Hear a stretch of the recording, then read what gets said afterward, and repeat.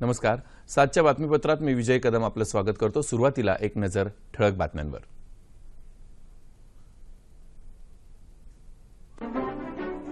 वीज निर्मितीसाठी सांडपाणी पुनर्वापराचा नागपूर पॅटर्न राज्यभरात राबवण्याचं मुख्यमंत्र्यांचं प्रतिपादन. विदर्भ आणि मराठवाड्यातल्या 5000 गावांच्या शाश्वत विकासासाठी 4000 कोटी रुपयांच्या योजनेला मुख्यमंत्र्यांच्या हस्ते प्रारंभ. रोकड रहित व्यवहारांना प्रोत्साहन देऊन पंतप्रधानांचं डिजिटल इंडियाचं स्वप्न साकार करण्याचं रेल्वेचं उद्दिष्ट, सुरेश प्रभू.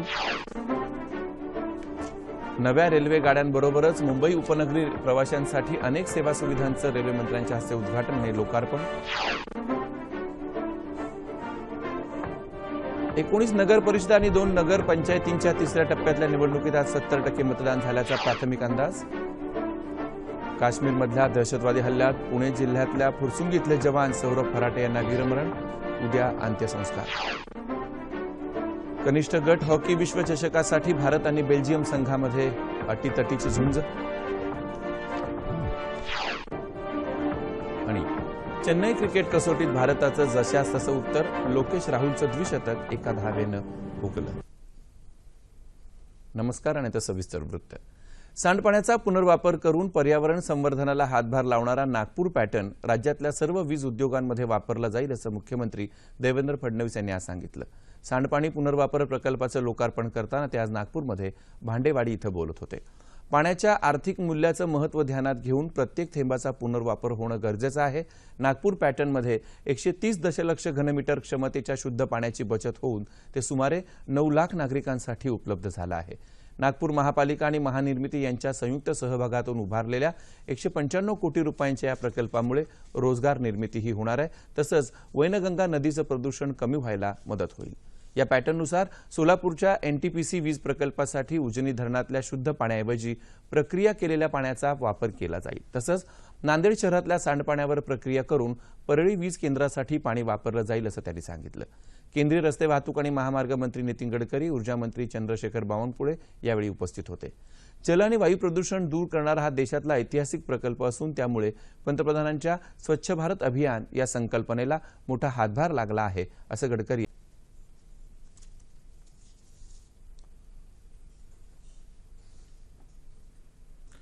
छत्रपती शिवाजी महाराजांचा आदर्श पुढे ठेवूनच राज्यातल्या वंचित घटक, शेतकरी आणि शेवटच्या माणसाच्या कल्याणासाठी राज्याची वाटचाल चालू आहे अशी ग्वाही मुख्यमंत्री देवेंद्र फडणवीस यांनी दिली.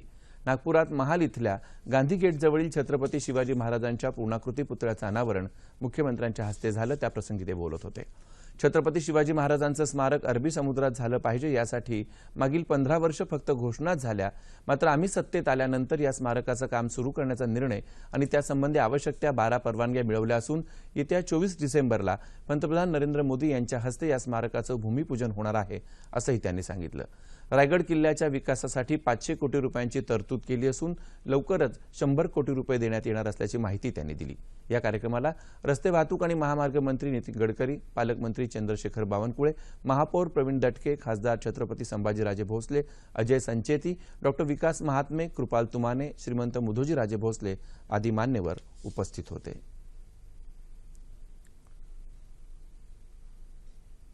विदर्भ आणि मराठवाड्यातल्या 5000 गावांच्या शाश्वत विकासासाठी 4000 कोटी रुपयांची नानाजी देशमुख कृषी संजीवनी योजना आजपासून सुरू करण्यात येत असल्याची घोषणा मुख्यमंत्री देवेंद्र फडणवीस यांनी आज हिंगोली जिल्ह्यात केली. जिल्ह्यातल्या कडोळ या गावी दिवंगत खासदार नानाजी देशमुख यांच्या जन्मशताब्दी सोहळ्यात ते बोलत होते. हिंगोली जिल्ह्यात कौशल्य विकास केंद्र कार्यान्वित करण्यासाठी 5 कोटी रुपये देण्याचं त्यांनी यावेळी जाहीर केलं. जिल्ह्याचा 15000 हेक्टर सिंचन अनुशेष भरून काढण्यासाठी 1700 कोटी रुपयांच्या निधीचा प्रस्ताव शासनाकडून पाठवण्यात आल्याचं त्यांनी सांगितलं. डिजिटल कनेक्टिव्हिटी देऊन राज्याचा ग्रामविकास साधण्याचं आणि त्यातून राष्ट्रविकास साधण्याचं नानाजी देशमुख यांचं स्वप्न साकार होईल असा विश्वास त्यांनी व्यक्त केला. देशमुख यांच्या जन्मगावी झालेल्या या कार्यक्रमाला राष्ट्रीय स्वयंसेवक संघाचे सरकार्यवाह भैयाजी जोशी, नवी दिल्लीच्या पंडित दीनदयाळ शोध संस्थानचे अध्यक्ष वीरेंद्र सिंहजी, आमदार तानाजी मुटकुळे यांच्यासह अनेक मान्यवर उपस्थित होते. रोकड रहित व्यवहारांना प्रोत्साहन देऊन पंतप्रधानांचं डिजिटल इंडियाचं स्वप्न साकार करण्याचं उद्दिष्ट रेल्वेने ठेवलं आहे असं रेल्वे मंत्री सुरेश प्रभू यांनी आज सांगितलं. रेल्वे प्रवाशांच्या सोयीसाठी अनेक सेवा सुविधांचं उद्घाटन आज त्यांच्या हस्ते मुंबईत झालं, त्यावेळी ते बोलत होते. प्रवास सुखकर व्हावा यासाठी या सेवा उपयुक्त ठरतील. रेल्वे विकासाच्या माध्यमातूनच देशाचा खराखुरा विकास घडून येईल असा विश्वास त्यांनी व्यक्त केला. मध्य रेल्वे मार्गावर दिवा स्थानकात अप आणि डाऊन दिशेच्या प्रत्येकी 12 जलद गाड्यांना आजपासून थांबा देण्यात आलाय.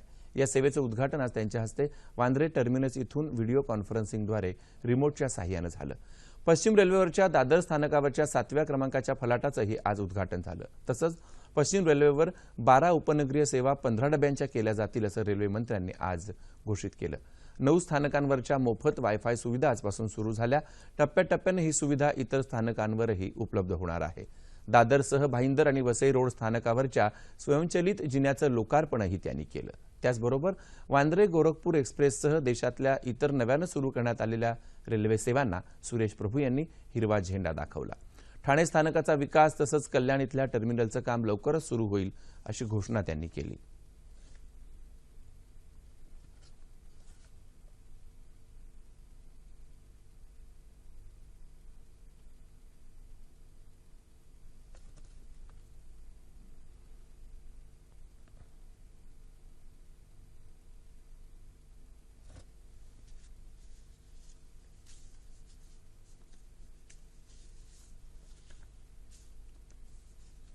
सौर ऊर्जा तंत्रज्ञान वापरामुळे पर्यावरणपूरक जीवनशैलीकडे वाटचाल होईल आणि उद्योग तसंच रोजगार निर्मिती होईल असं प्रतिपादन केंद्रीय मनुष्यबळ विकास मंत्री प्रकाश जावडेकर यांनी केलं. ठाणे जिल्ह्यात डोंबिवली जिमखाना इथं उभारण्यात आलेल्या सौर ऊर्जा प्रकल्पाचं उद्घाटन आज त्यांच्या हस्ते झालं. त्याप्रसंगी ते बोलत होते. सौर ऊर्जा ही विज्ञानानं दिलेली अनमोल देणगी आहे असं ते म्हणाले. विमुद्रीकरण मुद्द्याचं विरोधक मुद्दाम राजकारण करत आहेत असंही ते म्हणाले.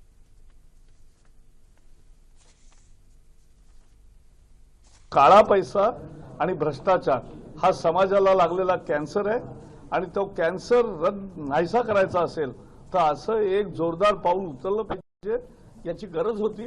आणि आज आम्हाला अतिशय आनंद आहे की संबंध देश आज मोदीजींच्या बरोबर आहे, या पावलाच्या बरोबर आहे. 50 दिवस निश्चित थोडा त्रास होणार आहे, पण तो लोकांनी आनंदाने सहन केला. राज्यातल्या नगर परिषद नगरपंचायतीच्या 3ऱ्या टप्प्यात आज सुमारे 70% मतदान झाल्याचा प्राथमिक अंदाज आहे. औरंगाबाद जिल्ह्यात 75%, नांदेड जिल्ह्यात 65 ते 70%, तर गडचिरोली जिल्ह्यात 70% मतदान झाल्याचं आमच्या वृत्तप्रतिनिधींनी कळवलं आहे. या टप्प्यामध्ये मराठवाड्यातल्या नांदेड आणि औरंगाबाद तसंच गडचिरोली आणि भंडारा जिल्ह्यातल्या 19 नगर परिषदा आणि 2 नगरपंचायतीसाठी मतदान शांततेत पार पडलं. या निवडणुकीच्या एकूण 342 जागांसाठी 1623 उमेदवार रिंगणात आहेत. औरंगाबाद जिल्ह्यात पैठण, गंगापूर, खुलताबाद आणि कन्नड या नगर परिषदेच्या नगराध्यक्ष आणि नगरसेवक पदांसाठी मतदान झालं. नांदेड जिल्ह्यात 9 नगरपालिका आणि 2 नगरपंचायतीच्या 196 सदस्यांसाठी 777 जण तर 9 नगराध्यक्ष पदांसाठी 53 जण निवडणूक रिंगणात आहेत. गडचिरोली जिल्ह्यात वडसा, देसाईगंज आणि गडचिरोली शहर या 2 नगर परिषदांसाठी मतदान झालं.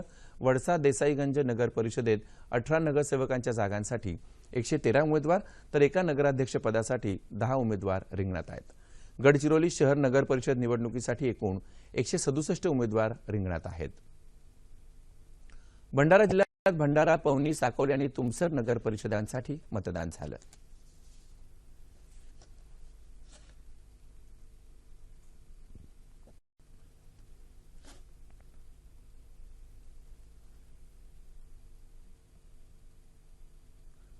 जम्मू काश्मीरमधल्या श्रीनगर जम्मू राष्ट्रीय महामार्गावर पुलवामा जिल्ह्यातल्या पांपोर इथं काल झालेल्या दहशतवादी हल्ल्यात पुणे जिल्ह्यातल्या फुरसुंगी गावचे सुपुत्र सौरभ फराटे शहीद झाले. या हल्ल्यात त्यांच्यासह 3 जवान शहीद तर 2 जखमी झाले. शहीद फराटे यांचं पार्थिव आज संध्याकाळी पुणे इथं आणलं जाणार असून उद्या सकाळी फुरसुंगी इथल्या भेकराई नगर स्मशानभूमीत लष्करी इतमामात त्यांच्यावर अंत्यसंस्कार होतील. सौरभ फराटे हे 13 वर्षांपूर्वी सैन्यात भरती झाले होते. त्यांचा धाकटा भाऊ रोहित फराटे हा देखील सैन्य दलात सेवा बजावत आहे. सौरभ यांच्या निधनाच्या वृत्तानं फुरसुंगी इथं शोककळा पसरली आहे. आता सह्याद्री वाहिनीच्या वृत्त विभागासाठी स्ट्रिंगर्सची नियुक्ती करण्याबाबत माहिती जाणून घेऊया. प्रसार भारती भारत लोकसेवा प्रसारक प्रादेशिक वृत्त विभाग दूरदर्शन केंद्र मुंबईतर्फे 36 जिल्ह्यांकरता स्ट्रिंगर्सचं पॅनल तयार करण्यासाठी अर्ज मागवण्यात येत आहेत। अर्ज पाठवण्याची मुदत वाढवण्यात आली असून 20 जानेवारी 2017 पर्यंत सायंकाळी 5 वाजेपर्यंत अर्ज प्रादेशिक वृत्त विभाग दूरदर्शन केंद्र PB मार्ग वरळी मुंबई 30 या पत्त्यावर पाठवावेत। अर्ज आणि अधिक माहिती www.ddkmumbai.org या संकेतस्थळावर उपलब्ध।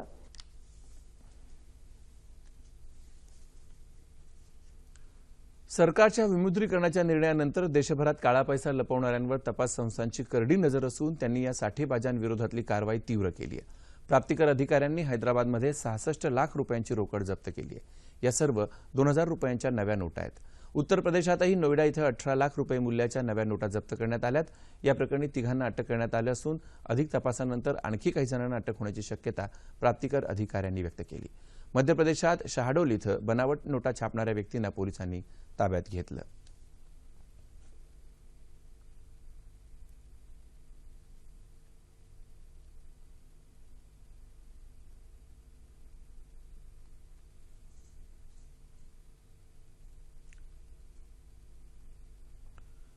मोबाईल टॉवर आणि ट्रान्समीटरमधून उत्सर्जित होणाऱ्या किरणोत्साराची पातळी तपासण्यासाठी उपयुक्त ठरणारं तरंग संचार हे पोर्टल दूरसंचार विभाग सुरू करणार आहे।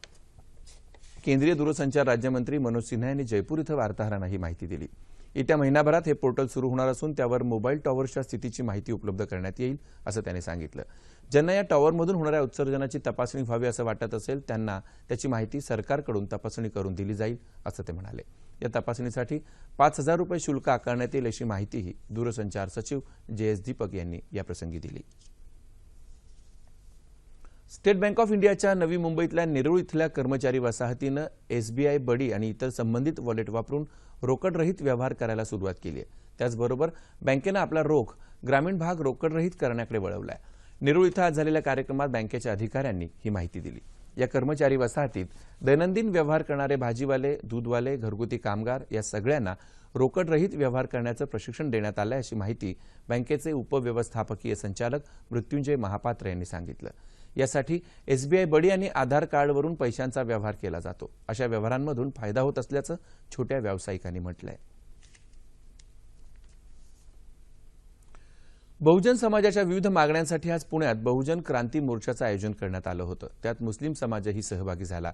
अॅट्रॉसिटी कायदा अधिक कडक केला जावा, त्याच्या अंमलबजावणीसाठी स्वतंत्र न्यायालय स्थापन केलं जावं, महिला अत्याचारांवर अंकुश बसवण्यासाठी उपाययोजना केल्या जाव्यात, कोपर्डी अत्याचार प्रकरणातल्या आरोपींना फाशीची शिक्षा दिली जावी आदी मागण्या यावेळी करण्यात आल्या।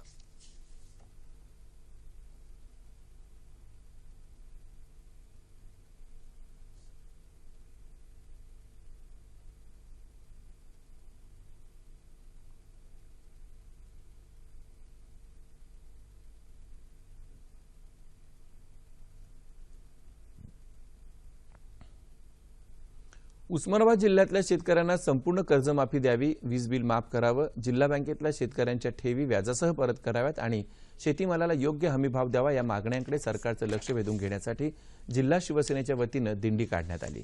उमरगा तालुक्यातल्या अचलबेट देवस्थानापासून आज या दिंडीला सुरुवात झाली। यावेळी लोहरा उमरग्याचे आमदार ज्ञानराज चौगुले, जिल्हाप्रमुख सुधीर पाटील आणि शेतकरी कार्यकर्ते सहभागी झाले। ही यात्रा जिल्ह्यातल्या 55 गावांमधून जाणार आहे।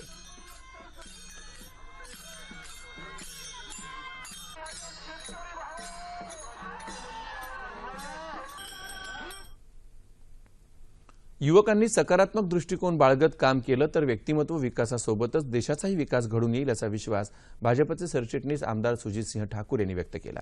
नेहरू युवा केंद्रानं उस्मानाबाद इथं आयोजित केलेल्या युवा नेतृत्व प्रशिक्षण शिबिराच्या समारोप प्रसंगी ते बोलत होते। 4 दिवस चाललेल्या या प्रशिक्षण शिबिरात युवक युवतींना रोकडरहित व्यवहार, जलसंधारण, योग, वृक्ष लागवड, जीवन कौशल्य इत्यादी विषयांवर तज्ज्ञांनी मार्गदर्शन केलं।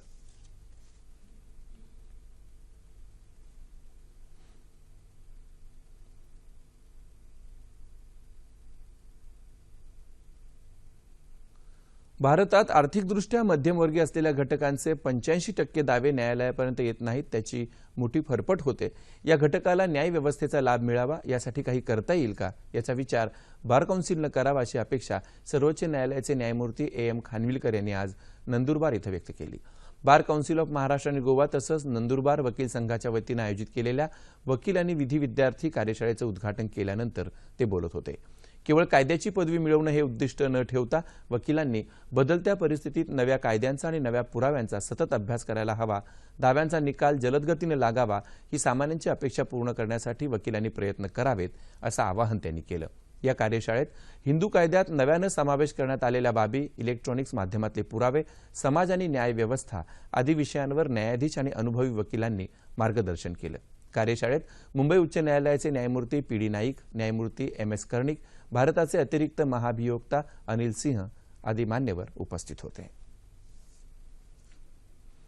जिल्हा परिषदेच्या प्राथमिक शाळेत नाविन्यपूर्ण शिक्षण मिळावं या हेतूनं वाशिम जिल्ह्यातील सोमठाणा इथं डिजिटल शाळा बांधण्यात आली आहे. या शाळेचा उद्घाटन सोहळा काल जिल्हा परिषद अध्यक्षा हर्षाताई देशमुख आणि जिल्हाधिकारी राहुल द्विवेदी यांच्या हस्ते झाला. या शाळेला लोकसहभागातून 45,000 रुपये निधी तसंच सर्व शिक्षा अभियानातून 8,24,000 रुपयांचा निधी प्राप्त झालाय. या निधीतून शाळेत 2 डिजिटल कक्ष तयार करण्यात आलेत.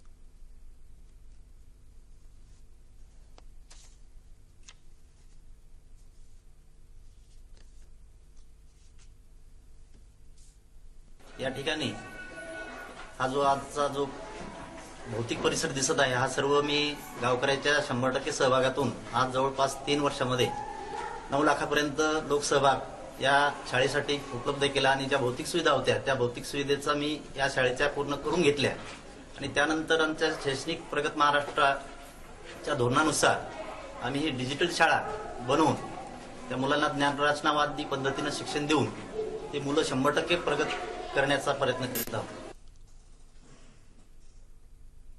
मुंबईतल्या पवई इथं चालू असलेल्या IIT फेस्ट या महोत्सवाची आज सांगता होत आहे. दरवर्षीप्रमाणे याही वर्षी विज्ञानप्रेमींनी या महोत्सवाला गर्दी केली आहे.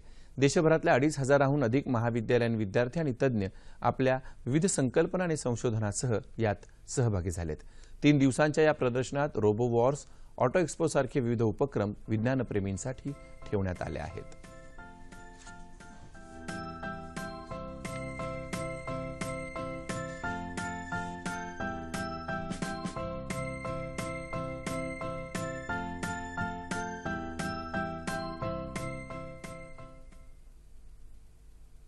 लखनौ इथं चालू असलेल्या ज्युनियर हॉकी विश्वचषक स्पर्धेच्या अंतिम सामन्यात भारतानं बेल्जियम विरुद्ध 2-0 गोलनं आघाडी घेतली आहे. सामना सुरू होताच 8व्या मिनिटाला गुरगत सिंग यानं पहिला गोल करत भारताचं खातं उघडलं. त्यानंतर सिमरनजीत सिंग यानं 22व्या मिनिटाला दुसरा गोल करून भारताला सामन्यात आघाडी मिळवून दिली. भारताच्या सुरुवातीपासूनच्या आक्रमक चालींमुळे बेल्जियमला डोकं वर काढण्याची संधीच मिळाली नाही.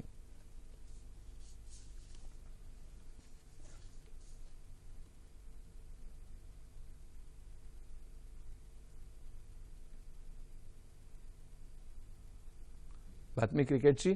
चेन्नई इथं चालू असलेल्या 5व्या आणि अंतिम क्रिकेट कसोटीत आज 3ऱ्या दिवस अखेर इंग्लंडच्या पहिल्या डावातल्या 477 धावांना भारतानं आज जशास तसं उत्तर दिलंय.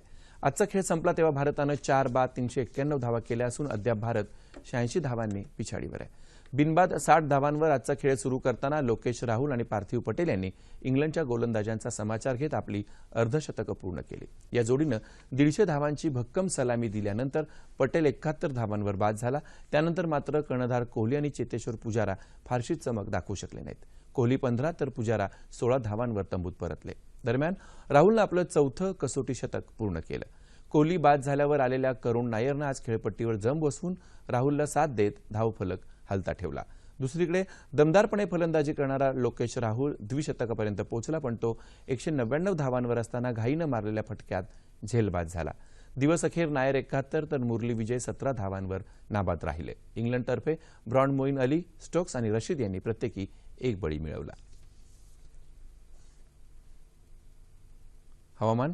येत्या 24 तासात संपूर्ण राज्याचं हवामान कोरडं राहील अशी शक्यता हवामानशास्त्र विभागानं वर्तवली आहे.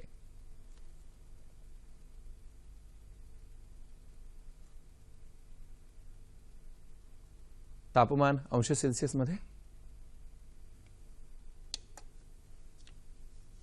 मुंबई कमाल 34, किमान 19 अंश सेल्सिअस. नागपूर 28 आणि 10, पुणे 31 आणि 14, औरंगाबाद 30 आणि 13, नाशिक 30 आणि 12, कोल्हापूर 30 आणि 19, रत्नागिरी 35 आणि 22, सोलापूर 32 आणि 15 आणि अमरावती कमाल 28, किमान 11 अंश सेल्सिअस. शेवटी पुन्हा एकदा ठळक बातम्या. वीज निर्मितीसाठी सांडपाणी पुनर्वापराचा नागपूर पॅटर्न राज्यभरात राबवण्याचं मुख्यमंत्र्यांचं प्रतिपादन. विदर्भ आणि मराठवाड्यातल्या 5,000 गावांच्या शाश्वत विकासासाठी 4,000 कोटी रुपयांच्या योजनेला मुख्यमंत्र्यांच्या हस्ते प्रारंभ. रोकडरहित व्यवहारांना प्रोत्साहन देऊन पंतप्रधानांचं डिजिटल इंडियाचं स्वप्न साकार करण्याचं रेल्वेचं उद्दिष्ट, सुरेश प्रभू. नव्या रेल्वे गाड्यांबरोबरच मुंबई उपनगरी प्रवाशांसाठी अनेक सेवा सुविधांचं रेल्वे मंत्र्यांच्या हस्ते उद्घाटन आणि लोकार्पण. 19 नगर परिषद आणि 2 नगर पंचायतींच्या 3ऱ्या टप्प्यातल्या निवडणुकीत आज 70% मतदान झाल्याचा प्राथमिक अंदाज. काश्मीरमधल्या दहशतवादी हल्ल्यात पुणे जिल्ह्यातल्या फुरसुंगी इथले जवान सौरभ फराटे यांना वीरमरण, उद्या अंत्यसंस्कार. कनिष्ठ गट हॉकी विश्वचषकासाठी भारत आणि बेल्जियम संघामध्ये झुंज.